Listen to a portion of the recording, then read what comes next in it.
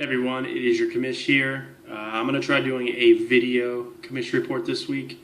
Reason being is I was in Atlanta all week for work, and I just got back this morning.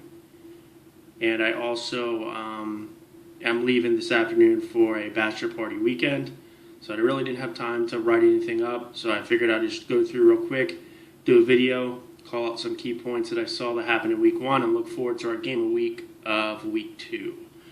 As we look into game of the week 1, I picked the Cougars versus Maniacs.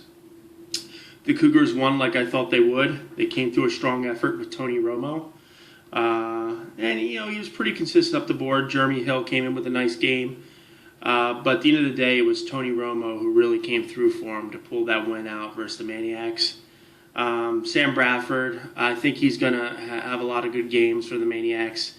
It was kind of a few mistakes that he made, and he really didn't put forth the fantasy points, so I think we all thought he was going to do in week 1. Nice surprise for Jerry and the Maniac squad getting Chris Ivory from the Hurt squad. Chris Ivory came in and had a nice 2-touchdown effort and scoring 23 points. So way to go, Jerry, on that deal. I think your team's still looking kind of strong, even though you got a loss this week, but Cougars were the better team. As far as the standings go, I'm looking at the standings here. It's pretty even. You got 3 teams in the North Division that each have a win, and you have 3 teams that have a loss. And the same thing in the South Division, 3 teams with a win, 3 teams with a loss. Going through it, I think the team that probably had the best week of the bunch, clearly Brad Woodland of the Mega Powers. His squad really came through. I think he scored like 170-something points. He was consistent from top to bottom, and the Outlaws just really did not have a chance. Brad put together a very nice team. I said it after the auction, and I thought he really was one of the strongest leaving that day. His bench is a little worrisome. I mean, it's not as deep as you would like, but as long as he stays healthy, his squad, his team is going to be really hard to beat. I'm looking over some of the other things. I think Captain Obvious is probably another squad that really had a solid week and is probably going to be there in the playoffs. That's led by Jim Ruttman. Kevin Harvey with Gronkowski. I think he'll go as far as Gronkowski goes with him. If the weeks Gronkowski has big weeks, he's probably going to win. I mean, his team's good enough to where as long as Gronk does what he should do, he should have a pretty good showing. And Kevin Harvey, who has the Giant squad, and Gronkowski, he's having his bachelor party this week, and I line up against him in week 2, so we'll probably try to get him as drunk as possible, and he puts in a lousy lineup. Because my squad is not very good. I look at it from top to bottom. I mean, I'm hurting at running back. My receivers aren't too strong. It's going to take a lot, but I'm going to try to plug along with the waiver wire and some moves that I need to make things happen. Hurt squad has a very good team as well. He's pretty consistent, from top to bottom. I think he had a solid team. Steve Cougars has a solid team. Even the Moonshiners. I know as we laughed at him at the auction, he does have a pretty solid. He has a pretty good solid team. I mean, it's still early. We're only through 1 week. We're going in week 2. There's injuries that happen. There's waiver wire moves that can take place. But overall, I still think we're all in things. And if I had to guess today, like I said, Mega Powers are clearly the team to beat in this league. If we're looking for game of the week 2, I am looking at probably Captain Obvious, who's 1-0, led by Jim Ruttman, and Hurt Squad, led by Chris Hurtland. I'm looking at these squads, rosters. You got 2 good quarterbacks in Ben Roethlisberger and Tom Brady. DeMarco Murray on the Hurt Squad, along with Latavius Murray. Will he start Darian Sproles instead of Murray this week? That could be an interesting one. I do like Sproles' matchup. Then you got Carlos Hyde. Nobody was in love with Carlos Hyde. I think Chris, hit a home run there because he looked really good Monday night. And he shows he's there, and he caught some balls too. So, and Chris has Calvin Johnson, Jordan Matthews. He has Eifert. I mean, Chris has a good team. So well done, Chris. I mean, you're going to be a hard team to beat. I look at Captain Obvious. He's 1-0. He had a pretty solid week. His receivers are obviously going to carry him. He has Brandon Marshall, Emmanuel Sanders, who gave him 28 points Thursday night, Antonio Brown. But the thing I think is going to make him falter, and I'm sure he's going to try to do something about it, is you got LaShawn McCoy, who is battling hamstring issues again, and he may not play this week. And then he has Benning Cunningham in there. And if you look at his bench, I mean, he has Carlos Williams, who can plug in for McCoy. But for that running back number 2 spot, you got Fred Jackson, Vereen, and Bernard. And, with Gurley and Mason both practicing this week, I mean, he's looking pretty desperate there at his running back 2 spot. So he's going to go as far as his receivers and his QB carry him. But at the end of the day, that is probably going to be his downfall this week in week 2. Along with Brady and the running backs Hurtland has, along with Calvin Johnson and Matthews and Eifert, that team is just too strong.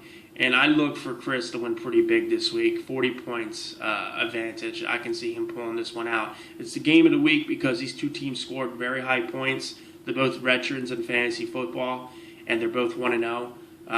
But I don't think this matchup is going to be close this week. I think Chris takes this one pretty easy. If we're going to go some other things I'm looking at this week, just some start 'em and set 'em guys that I like this week as far as matchups. And I'm kind of looking over the rosters.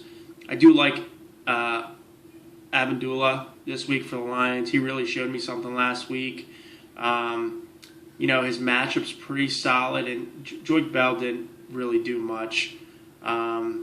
I do like Bradford for the Maniacs this week. I like Big Ben. I like Russell Wilson. I like Ryan Tannehill. As far as some sleepers, Outlaws are happy. He loves this Marcus Mariota. So let's see what he does week 2. As far as some quarterbacks I don't like this week, I don't like Stafford. I don't like Newton. I didn't like Alex Smith last night. I wasn't even big on Peyton Manning. I'm not really big on Tony Romo this week without Des Bryant. On the running back spots, let's go Carlos Hyde versus Pittsburgh. I think you're going to see him run really hard again and have another good game. Chris Ivory versus Indianapolis, really good matchup. And you know what? Joseph Randall versus the Eagles. I think with Brian out, Randall showed some things last week. I think they're going to feed him a little more this week, and I think he's going to have a really, really good game. I don't like Yeldon. I'm not big on Murray this week. I'm not really big on Blunt versus Buffalo. I don't like Melvin Gordon.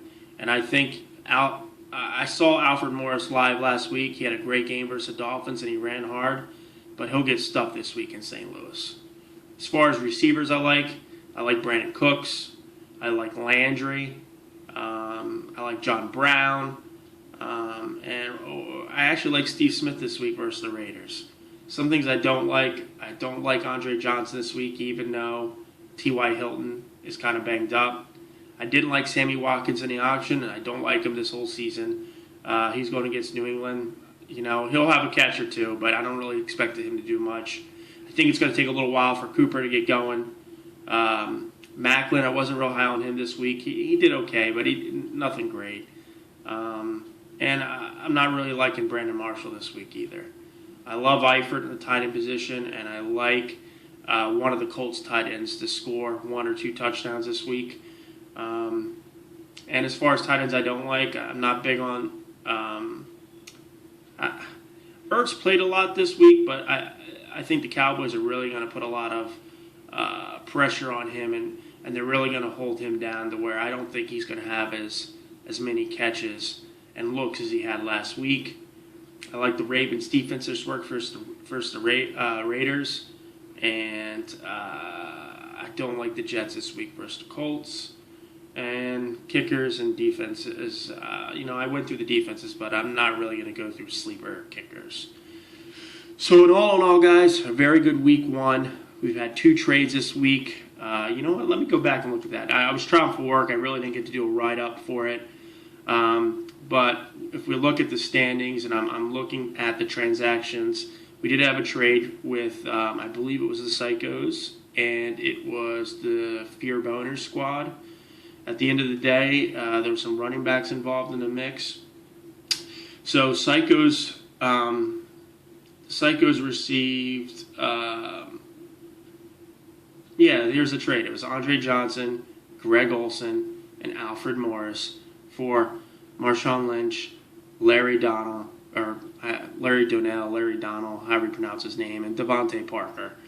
If I'm looking at this thing, I really like the team that's getting Marshall and Parker. Marshawn Lynch, and Parker.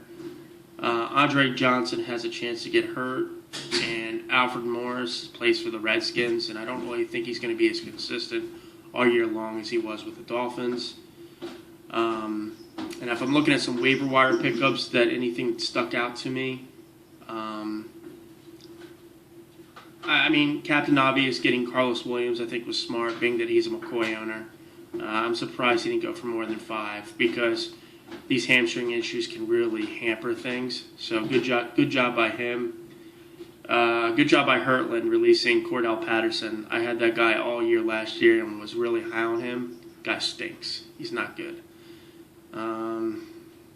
And that's really it. Beer Hogs, his love for Josh Hill was very short-lived, so he was released.